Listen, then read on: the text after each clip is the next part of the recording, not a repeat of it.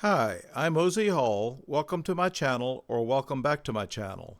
This video is episode 4 in a series on the Behringer RS9 rhythm sequencer. See a link in the description to the full playlist for this series. In this video, I'll be using the MIDI output from the RS9 rhythm sequencer to control the Behringer LM Drum machine. This opens up a world of sonic possibilities for the RS9, which has no internal sounds. To use the sounds in the LM Drum, we'll connect the RS9 to the LM Drum machine with a 5-pin MIDI cable. If you understand MIDI hardware connections, you can skip to the next chapter on configuring the RS9 for specific MIDI channel and MIDI note numbers. This is a 5-pin DIN MIDI cable, and we've got it connected to the output of the RS9. We're going to connect it to the input of the LM Drum.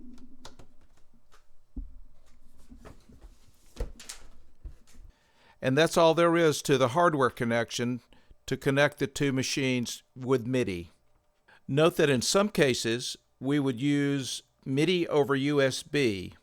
A couple of examples would include controlling a soft synth or drum machine on the computer, or recording the MIDI output into a DAW for playback later. Now that we have the physical MIDI connection, let's configure the RS9 to match the MIDI channel of the LM Drum. And note that the MIDI channel 10 is the standard drum channel. You can see the MIDI channel on the LM Drum by pressing the MIDI button, and then here in the display, although you can't see it, it's showing all as the MIDI channel, which means it's listening on all of the channels. And what we want to do is press that and change it to MIDI channel 10. Press again, unpress that. Now the LM Drum is listening on MIDI channel 10. We're going to change the MIDI channel on the RS9, and here's how we'll do it. Number 1, we press the settings button. Number 2, we press the MIDI button. Number 3, we press the tab until we get to MIDI Out. We're on MIDI Out, but just to show you what the other options are, we've got MIDI Out, forward to USB, soft through, and so on and so forth. Okay, so there's our MIDI out, and it's set to channel 10, but we could change it to another channel if we wanted to. So we're done here. We press settings. So the RS9 is now set to MIDI channel 10, and I can play the LM Drum from the RS9.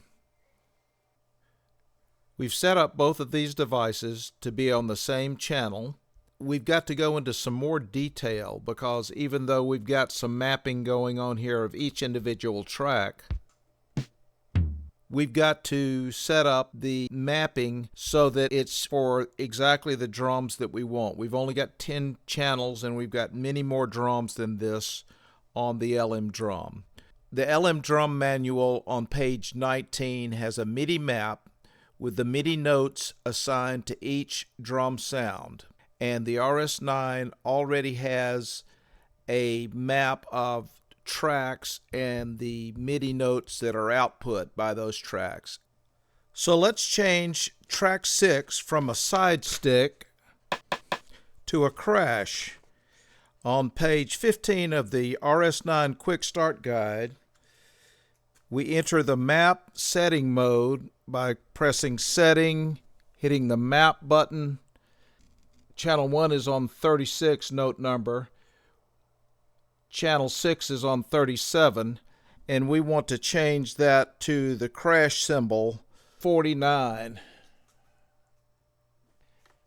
Then we have to get out of here to test it, And now we can test the track 6 button, and it is indeed a crash cymbal.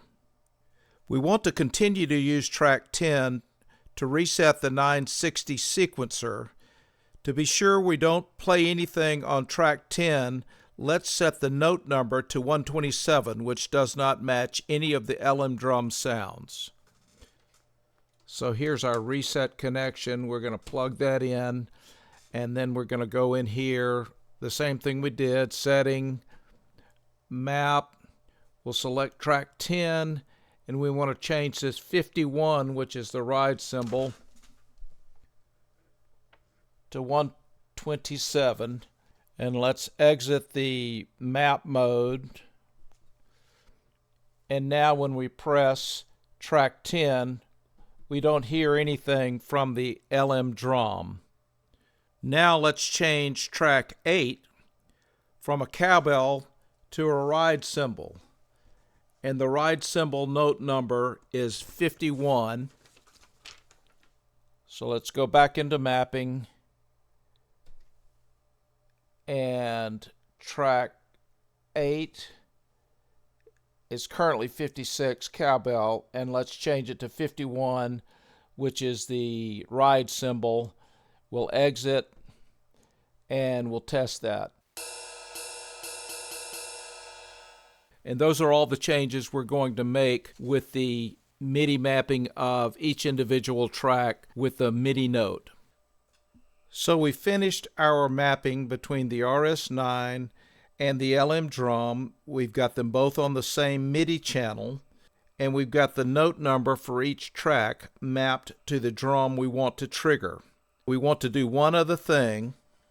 We've got the crash on track 6, and we want to add a finishing touch to this sequence by putting that crash on the first step of the first page. The first thing we want to do is, so that we can see where we are in the pages, is turn off auto scroll. That way, when we navigate from page to page, we'll be able to see where we are. So the second thing we want to do, make sure we're in step mode. We're going to put it in record mode.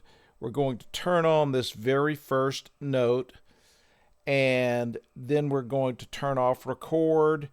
We're going to save our work to pattern 5. That's the one we've been working with. Finalize our save, and now let's listen to it.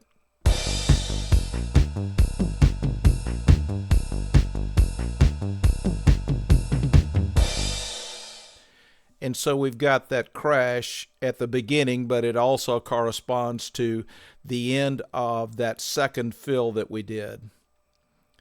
So that concludes episode 4 on the RS9. First of all, thank you for watching. Second, please like and subscribe. And third, I want to point out that this mapping of the MIDI channels and the specific MIDI notes between these two devices, the controller and the sound source, is the exact process that you'd go through to connect any controller to any MIDI device. So if you understand the concept of doing this mapping, then you should be able to apply that to mapping any controller to any sound source. Thanks so much for watching.